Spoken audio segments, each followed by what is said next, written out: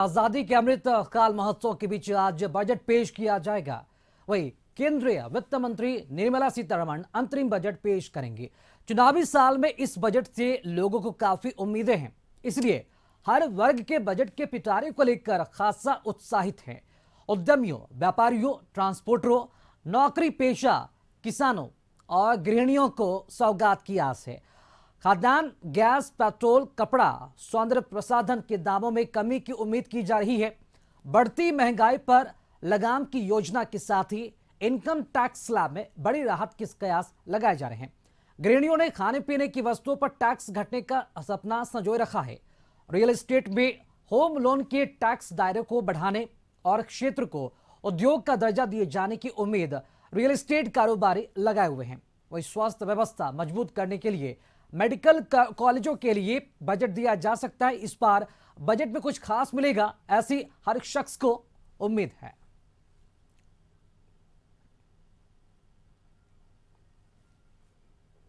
मोदी सरकार दूसरे कार्यकाल का आखिरी बजट पेश करेगी, जो अंतरिम बजट होगा, जिसमें मोदी की गारंटी की छाप भी दिख सकती है। प्रधानमंत्री नरेंद्र मोदी ने मध्य प्रदेश, राजस्थान और छत्तीसगढ़ में विधानसभा चुनाव की प्रचार के दौरान कई घोषणाएं की, जिससे पार्टी की थोक के भाव में वोट मिले। उम्मीद है कि ऐसी योजनाओं का ऐलान हो सकता है और इसके अलावा फोकस इंफ्रास्ट्रक्चर और पर्यटन पर भी रह सकता है, जिससे विकास की रफ्तार को भी गति मिले। देखिए इस रिपोर्ट को। मोदी सरकार के वर्तमान कार्यकाल के आखिरी बजट की खूब चर्चा है। माना जा रहा है कि अंतरिम बजट की घोषणाओं से लोकसभा चुनाव और विकास के बीच संतुलन स्थापित करने की कोशिश हो। जनता को आकर्षित करने के लिए बड़ी घोषणा भी हो सकती है, तो विकास को रफ्तार देने के लिए बड़े पूंजीगत खर्च का ऐलान भी हो सकता है। आज जब वैश्विक अर्थव्यवस्था मंदी से जूझ रही है, तब भारतीय अर्थव्यवस्था ही एकमात्र बड़ी अर्थव्यवस्था है जिसकी रफ्तार दुनिया में सबसे ज्यादा है।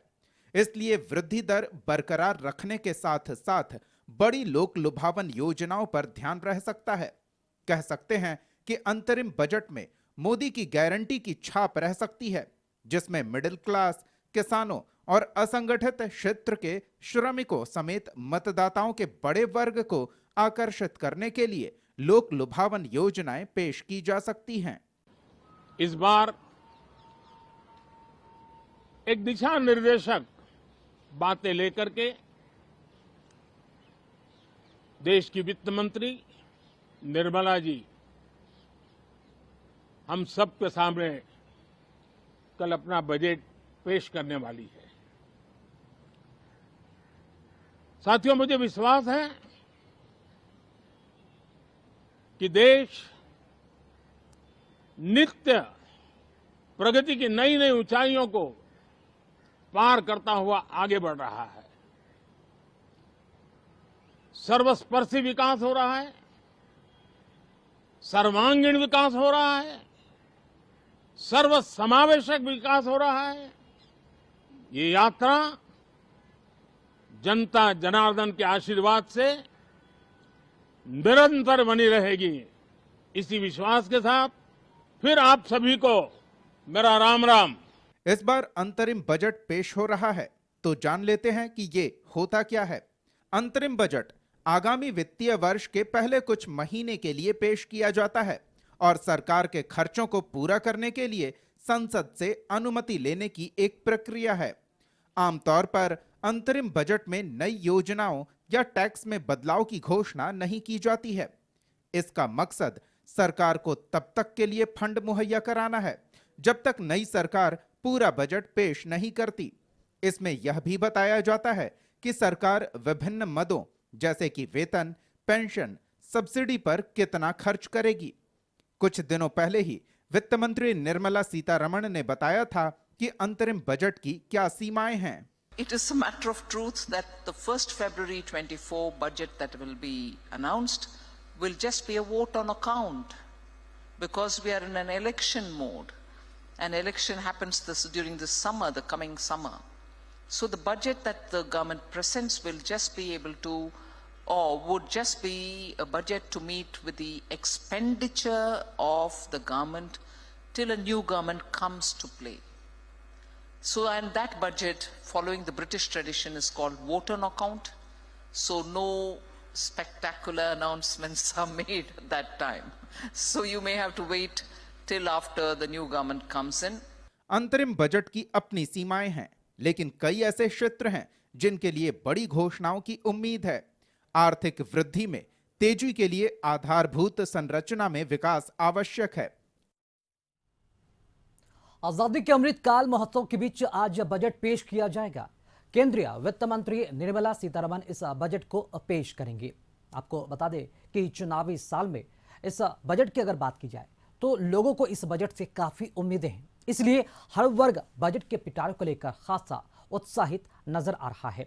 वहीं उद्यमियों, व्यापारियों और इसके अलावा ट्रांसपोर्टरों, नौकरी पेशा, इसके साथ ही किसानों और गृहिणियों को भी सौगात की जो आस है वो नजर आ रही है। वहीं खाद्यान्न, गैस, पेट्रोल, कपड़ा, सौंदर्य प्रसाधन के दामों में भी कमी की जो उम्मीद है इस बजट में जताई जा रही है।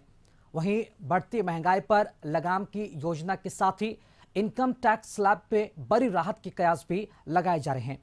गृहिणियों ने खाने पीने की वस्तुओं पर टैक्स घटने का सपना संजो रखा है। रियल एस्टेट में होम लोन के टैक्स दायरे को बढ़ाने और क्षेत्र को उद्योग का दर्जा दिए जाने की उम्मीद रियल एस्टेट कारोबारी लगाए हुए हैं। और बजट सत्र कैसा होगा, इसका क्या प्रारूप है, पूरी जानकारी देने के लिए रुक करेंगे संपादक अशोक मिश्र जी के पास। अशोक जी, मोदी सरकार के दूसरे कार्यकाल का ये अंतरिम बजट है, कई सारे लोगों की उम्मीदें इस पर टिकी हुई है, पूरे देश की निगाहें इस बार बजट सत्र पर है। क्या लगता है किस तरह के बड़े ऐलान किए जा सकते हैं इस अंतरिम बजट में? बिल्कुल, देखिए राकेश, सामने चुनाव है। अब इस चुनाव को देखते हुए मोदी सरकार एक ऐसा बजट जरूर पेश करेगी जिसमें सभी वर्गों के लिए कुछ न कुछ हो। हालांकि ये अंतरिम बजट है, लेकिन इसके बावजूद भी सरकार कोई कसर नहीं रखेगी और इसका संकेत कर प्रधानमंत्री नरेंद्र मोदी जी ने दे दिया है। और उन्होंने कहा था कि नारी सम्मान को समर्पित होगा ये बजट सत्र। तो चूंकि वित्त मंत्री निर्मला सीतारमण भी महिला हैं, राष्ट्रपति आदरणीय द्रौपदी मुर्मू का जो संबोधन कल हुआ उससे साफ संकेत है कि सरकार कहीं न कहीं आधी आबादी के लिए भी कुछ बेहतर योजना बना रही है और उसकी घोषणा कर सकती है। इसके अलावे बजट में सभी वर्गों का ख्याल रखने की संभावना है। चूंकि पिछले दफे आपने देखा होगा कि 2019 के लोकसभा चुनाव से पहले ये केंद्र सरकार ने, इसी मोदी की सरकार ने किसान सम्मान योजना की शुरुआत की थी और एक बड़े वर्ग को लाभ पहुंचाता, खास करके वैसे लोगों के लिए जिनके लिए इस सम्मान योजना की काफी जरूरत थी। तो दूसरी बात है कि जो कर्मचारियों की पेंशन योजना है, फिर इनकम टैक्स का मामला है या फिर कई अन्य योजनाएं हैं, जैसे लोगों को रोजगार देने की बात है, रेलवे का विकास है, तो कई परियोजनाएं लटकी हुई हैं, उसको पूरा करना है। तो इन सारी चीजों को लेकर के लगता है कि सभी वर्गों को संतुष्ट करने का प्रयास करेगी इस अंतरिम बजट में। और इसीलिए लोगों की निगाहें हैं कि चूंकि ये चुनावी बजट है, चुनावी बजट में कोई भी सरकार कोशिश करती है कि वो अधिक से अधिक मतदाताओं को प्रभावित करने वाला बजट पेश कर सके ताकि इसका लाभ उसे चुनाव में मिल सके। राकेश जी बिल्कुल, और देखना काफी अहम होगा कि ये बजट कितना खास होता है। फिलहाल तमाम जानकारी देने के लिए अशोक जी बहुत शुक्रिया आपका।